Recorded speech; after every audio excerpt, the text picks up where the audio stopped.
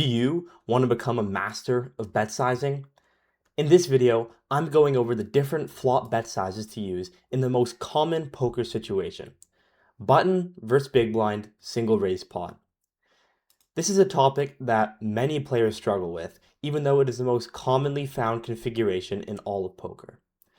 I will also be explaining bet sizing heuristics and how they relate to the equity of each player, along with how range advantage and nut advantage influence bet sizing. I will be showcasing all this information using the GTO Genesis Flop Report feature, a fantastic study tool which I use to better understand poker and improve my win rate. If you find the solver intriguing and also want to improve at poker, make sure to check out the link in the description for GTO Genesis. This video covers the underlying structures behind continuation bet sizing, which is the bet by the preflop aggressor after the flop comes out. This is a more advanced topic and requires more nuance than just what hands to bet in certain configurations. If your goal is to truly learn the underpinnings on why specific bet sizes are chosen on different flop textures, I highly recommend watching until the end, as this video covers all the different c-bet sizes on the flop and why some are way more profitable in certain spots. First, let's take a look at the button strategy. The button is opening the best 42.6% of hands to 2.5 big blinds. And the big blind is calling 29.9% of hands in theory and has a condensed range. This means big blind lacks the top of range hands like pocket aces and pocket kings, as they always 3-bet preflop. If you want some additional insight into why the big blind is 3-betting a polar range, check out the video in the top right corner. For this video, I'm going to be using the GTO Genesis Flop Report tool. This helps analyze different flop textures and what bet sizing to use. Just for context, a flop texture refers to the characteristics of the flop and how it interacts with each of the player's ranges. When looking in the Flop Reports tab, you can see the hand on the left, the strategy in the middle, and the equity of each position on the right. I'll be focusing on the left and middle position of the flop report today, looking at the specific flops and the highest EV strategies. Very quickly, before I get into the button c-betting strategy, I want to acknowledge the big blind donking strategy. The big blind has some low frequency 33% pot donks on lower connected boards, like 764 rainbow or 653 rainbow. If you would like me to talk more about donking and when to use it in your game, let me know in the comments. Now, onto the button. The first c-bet sizing I'm going to be breaking down is the B33 size.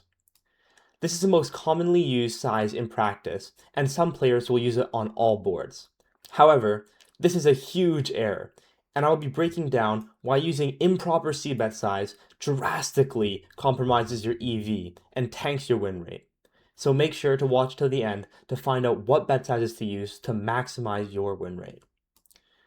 Getting into the highest frequency button B33s, which means the boards of button will be betting the most often for the 33% pot sizing. At first glance, there looks to be an overwhelming amount of information. That's why it's essential to find patterns in different flop textures and understand why a specific size is chosen on those boards. However, GTO Genesis is exceptionally helpful with this, giving preset options on how you want to filter different flops. I've already come up with a list of flops that I want to go over today, so I won't be using this feature too much. But whenever you use GTO Genesis, make sure to use tools like this to help improve your studying. Before I go into common flop texture patterns, I need to talk about range advantage and nut advantage. Range advantage and nut advantage are two concepts that help guide bet sizing. Range advantage is when your range has a higher equity on average than your opponent's. That means on a specific board, all the hands you have will outperform all the hands your opponent has in terms of overall equity. Nut advantage is when the top portion of your range will outperform your opponent's top portion of range, meaning you will have more nutted hands than your opponent. As a broader generalization, when you have a range advantage, you typically use a smaller bet size. And when you have a nut advantage, you use a bigger bet size. Typically, the button will have more equity than the big blind. This is very clearly seen on the right, with all the highest B33 flops being button equity around 54% and big blind equity being around 46%. The only times that the big blind has higher equity than the button are the times that it would be infrequently donking for 33% pot, like in this case where it's just over 50%. Most of the time, though, the button will have an equity advantage because the big blind 3-bets all of their best hands pre-flop. The boards that the button is using B33 are boards where button is aiming to leverage their range advantage more than their nut advantage. Let's use a very frequent B33 board, King 2-2 Rainbow. Now let's take a look at the equity graph. This can be seen right from the big blind, or if the big blind checks, from the button's perspective. This graph shows the equity for the button and the big blind plotted against each other. The x-axis represents the percentile of each player's range, with the lowest equity hands being on the left, and the y-axis represents the equity percent of an individual hand against the opponent's entire range. The equity comparison can be related to range and nut advantage. When one of the lines is consistently higher than the other line, that is considered a range advantage. When one of the lines is noticeably higher at the top portion, that is considered a nut advantage. These equity distributions determine bet sizing. For the King 2-2 Rainbow flop, button has a significant equity advantage and a more minimal nut advantage. That is seen by the gap between the two lines being bigger for the bottom, middle, and upper portion of the region between the button and the big blind's equity, and smaller at the very top region. For that reason, B33 is chosen as a bet size on King 2-2 Rainbow board, and we are using our entire range for that sizing. We choose to bet so frequently because our entire range has an equity advantage that is quite substantial.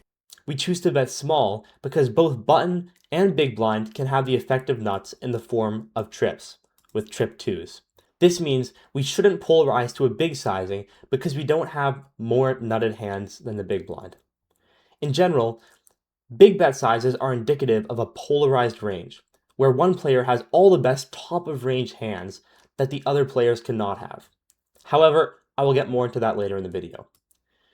Breaking this flop down a bit more, both the button and the big blind have some combos of 2x, which is trips in this case, in the form of Queen 2 suited, King 2 suited, and Ace 2 suited. However, the big blind has additional combo of 5-2 suited that the button does not have. This means that there isn't a significant nut advantage for either player if we consider trips as the effective nuts. Additionally, button has the best King X, strong Ace X, and high pocket pairs that big blind would be 3-betting pre-flop. This is what results in an overall range advantage for the button, and results in us choosing the B33 size to leverage that range advantage. One of the other most frequently bet B33 flops for the button is Ace, Ace, Ace. While this might seem like a unique flop, it's a great example of a flop where both players can have the nuts in the form of quads, but the button has a clear range advantage. This is very clear on the equity graph, with the top of the graph being completely even for the button and the big blind, as they both have quads at a very similar frequency. However, there is a clear range advantage for the button because the big blind would be 3-betting all the highest pocket pairs pre-flop, so they don't have them in their range. This means that while both players can have nuts in the form of quads, button has a clear range advantage because they have all the strongest pocket pairs that the big blind cannot have. This is seen at the very top portion of the graph, where there's a huge disparity between the two lines, and if you look at the button's specific combos, you see hands up here like pocket 10s, pocket jacks, pocket queens, and pocket kings that the big blind just does not have in their range because they're always 3-betting those hands pre-flop. Now with that in mind, let's take a look at some more of the highest B33 flops and see if we can determine why these flops use a small bet size. The overall trend I'm seeing for the most frequent B33 flops is paired ace or paired king boards. That can be explained since both players have trips at a reasonable frequency, but the button will still have the strongest high pocket pairs that the big blind will never have. Overall, it's reasonable to say that any higher card paired board will be a B33 because both players will have trips in their range at a similar frequency, but the button will have an overall range advantage. Now, if I filter for unpaired boards specifically, there's much less 33% pot bets. And taking an even closer look, most of the boards look to be monotone. If I delve into that a little bit further and filter for only monotone boards now, we can see that the only real bet size used is B33. This is for the same reason as with paired boards. Both players can have flushes, which are the effective nuts, so there is no nut advantage for the button to leverage. If I go to the top example, which is 8-5-4 monotone, the equity for button and the big blind is very similar. This is because the big blind does very well on lower connected flops, as their preflop calling range connects very well with these kinds of boards. This is reflected in the frequency of which button is c-betting. If we look at the button's actions and how frequently they're c-betting, their c-bet percent is now under 50%, whereas on the other boards we were looking at previously, it was close to 100%. This is because the flops we were looking at previously, the button had a much bigger range advantage through the entire range of hands. Whereas on the board 8-5-4 monotone, the button and the big blind have very similar equity, which results in a less frequent c-bet. The important takeaway to remember from this demonstration is that having a range advantage and not a nut advantage results in a smaller bet size, and having a stronger range advantage results in a higher frequency bet. Determining what boards you have a range advantage on and how strong your range advantage is a skill that needs to be honed through practice. If you want to master these concepts and always be confident about your bet sizing, make sure to check out the link for GTO Genesis in the description. Next, I'm going to be talking about the button B50 and B75 c-bet strategies and which board textures you should be using it on and why. When I filter flops for the most frequently B50 flops, I see the top result is a board 333. I will use this board as an extreme example to explain why the button uses a B50 strategy and why this board specifically is so high frequency.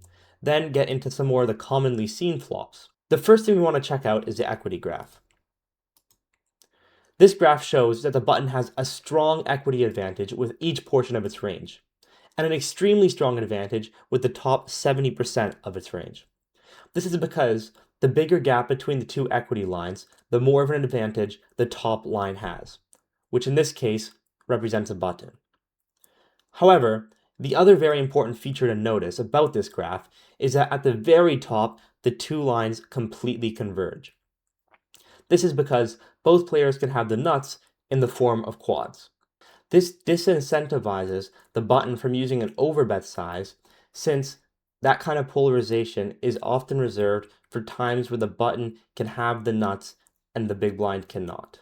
However, that isn't always the case, and we'll be taking a look at some examples where button does have some overbets on boards where he does not always have top of range hands that the big blind cannot. So make sure you stay to find out why that is and how you can implement it into your gameplay. The B50 size is chosen over the B33 size because the button has more of an equity advantage in the top half region of hand strength. This is seen with a bigger gap between the lines starting around the 50% equity mark, and it's extremely prominent between the 70 and 90% equity range. This also means the button should be able to leverage a B75 strategy without any EV loss, because it's also leveraging the upper portion of button's equity advantage. This is reinforced by looking at c-bet node locking, which is a feature exclusive to the GTO Genesis. This shows that a B75 strategy loses no EV. It actually says plus 0.02 EV, and that's simply due to the fact that the big blind will fold more, which results in both players paying less rake. This is because we can't leverage the absolute nuts portion of our range with a B125 strategy. As we see here, it loses 0.04 EV, which doesn't sound like a lot, but it is quite a bit when looking at a single raise pot configuration, as the big blind has more 3x. We only have ace 3 suited, king 3 suited, and queen 3 suited, But if we look at the big blinds, they also have 6-3, 5-3, and 4-3 suited. And if we use a B33 strategy instead of a B50 or B75, this loses 0.06 EV, which is because we would be wasting the equity advantage we have with the upper portion of our range. To add a bit more context to that last sentence, whenever you have any kind of equity advantage, if possible, it's best to leverage the most polarized section of that equity advantage. Meaning that if you have the nuts in your range that villain cannot have, you should be using an overbet strategy very often. Just like when you have a bigger equity advantage in the top 50%, but not the absolute nuts, we should be using a B50 and B75 strategy more often. Let's take a look at a couple other B50 and B75 board textures and see if this pattern carries on. Let's look at 8-3-2 Rainbow. This board uses a B50 strategy, but also loses no EV with the B75 strategy. However, there is a minimal EV loss for the B33 strategy and for the B125 strategy. And when we look at the equity graph, all these sizing choices and correlated EVs can be explained. There is a bigger difference between the two lines in the 50% to 85% region. This is why we choose the B50 to B75 strategy and why it's less optimal to use a B33 strategy. Additionally, we aren't leveraging a B125 strategy as much because the lines converge at our very top of range hands. Lastly, I will look at one of the most frequently B75 flops. It's also important to notice that the most frequent B75 is only betting 32.3% of the time. This is due to our top of range hands taking up less of our overall range. Whereas with an entire range advantage, our whole range should have an equity advantage over the big blind, which is why we bet at a much higher frequency. Now onto the actual flop, 9-8-4 two-tone. Looking at the B50 and B75 options, there is a minus 0.01 EV loss using a B50 and a minus 0.02 option with B33, and no loss with the B125. When we take a look at the equity graph, we can see that there is a distinct equity advantage at the top 70-ish% of hands, which is why it's advantageous to leverage the bigger bet size. Additionally, there is very minimal advantage in the bottom 50% equity region for the button, which is why leveraging a smaller bet size is not recommended and is also minus EV. Now onto my personal favorite C-bet size, B125. Buttons should be using a flop overbet as a C-bet quite often. This will be because the button is leveraging the nut advantage they have on a specific flop. Let's take a look at the highest frequency button overbet, Ace-King-6 Rainbow. If we go over to the equity graph for this flop, there is a clear range advantage for the button. However, there are also specific points where the gap in the lines is larger, meaning there is more of an equity advantage for button in those spots. Additionally, we talked about wanting to leverage the most polar part of our range when we have the option. This means that when we have a significant equity advantage in the top part of our range, that takes precedent over us having a significant equity advantage on a lower part of our range. That translates to the button using the B125 size to represent that polar top of range equity advantage, seen by the bigger disparity between the two lines at the top region of the graph, even though there are also bigger gaps lower down. This is also seen in an equity loss when other bet sizes are chosen. If a B75, B50, or B33 size is chosen, there is a quite significant equity loss. Now let's take a look at some other flops where the button overbets and see if there is a pattern. I'm going to now sort for high card and look at 10 high flops that the button is overbetting to get a different texture of overbet flop for a more holistic representation of flops that the button overbets. The most frequently overbet 10 high flop is 10-4-2 two-tone. The equity graph for this flop shows that the button actually has an advantage in the top region of hands, but nowhere else.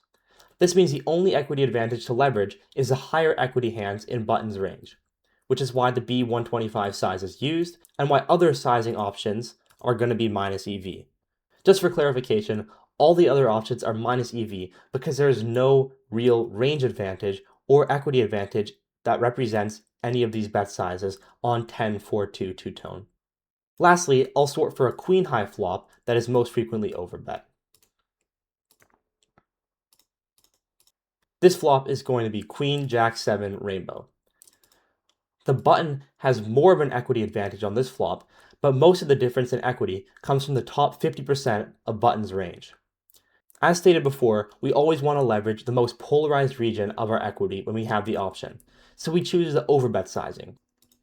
We can also see that any other bet size is going to be minus EV.